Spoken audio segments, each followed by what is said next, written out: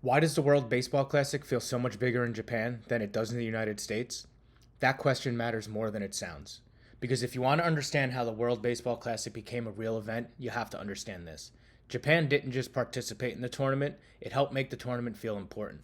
Welcome back to another episode of the Weekly Lens. In the first episode, we looked at how the World Baseball Classic gave baseball something it had been missing for decades, a true international stage. But creating the tournament was only step one. The hard part was getting people to actually treat it like it mattered, and that's where Japan changed the story. A simple way to think about this: a tournament is only as big as the way people react to it. You can have star players, you can have flags of different nations, and you could have country names on the jerseys. But if the fans treat it like a side event, that's all it's ever going to be. Japan didn't treat the Baseball Classic like a side event. Japan treated it like a major national moment. And that instantly gave the tournament more weight. You can see it right from the beginning. Japan won the first WBC in '06 and then won it again in 2009. That already made the country central to the tournament's identity.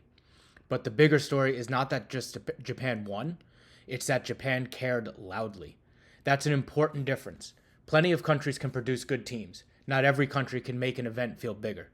Japan did just that with the WBC, and that's why it makes sense. Baseball in Japan is not some niche interest. It's not just one sport people follow. It has real cultural weight. In the US, baseball is huge, but it also shares space with leagues like the NFL, the NBA, college football, tournaments like March Madness, and basically a non-stop sports calendar. The average American fan is used to having 10 major things competing for its attention at once. Japan is different. Baseball there feels more central, more unified, and more tied to national pride. So when the WBC shows up, it doesn't feel like an extra. It feels like something the country is ready to rally around. It's a huge advantage for the tournament, because viewers can feel when a country is fully invested.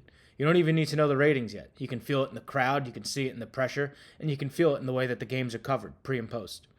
It starts looking less like interesting international baseball and more like something the country genuinely cares about. And then the numbers back that up. During the '23 World Baseball Classic, where it first started gaining traction in my opinion, Japan's first round games averaged 42.3 television rating, and Japan vs. Korea hit 44.4. Which MLB said was the most watched WBC game ever in any country at any time. Major League Baseball also said that game outdrew every sports competition during the Tokyo Olympics in Japan. It's a massive number, not just for baseball, but for the WBC, globally. That tells you this isn't just a loyal baseball audience checking in, it's a country locking in. And once one country starts reacting to the WBC like that, the whole tournament benefits, because it changes the atmosphere around the event. It tells the players that this matters. It tells broadcasters that this matters. And it tells fans in other countries that this is not some fake international gimmick. It's real. It's why Japan has been so important to the WBC. It didn't just help by being good. It helped by showing what the tournament looks like when people fully buy into it. That may be the most important thing any country can do for a new event like the WBC. Think about it like a party. It's awkward when nobody wants to be the first person on the dance floor. But once the group is up and clearly all in, the whole room will change. That's basically what Japan did for the WBC. It gave the tournament energy, it gave it urgency, and it gave it proof. Proof that international baseball could actually feel big. And now that expectation is built in. Ahead of the 2026 tournament, YouGov found that 60% of Japanese sports fans planned to watch, and 78% said they were actually excited about it. That tells you that the WBC in Japan is no longer trying to prove itself. It already has a place. And for baseball, that's enormous. Because baseball has always had the talent and it's always had the countries trying to develop young players, and now it's starting to develop that pride that will inspire even more young players. What it needed was a place where all of that can come together, and it felt impossible to ignore. Japan helped create that feeling.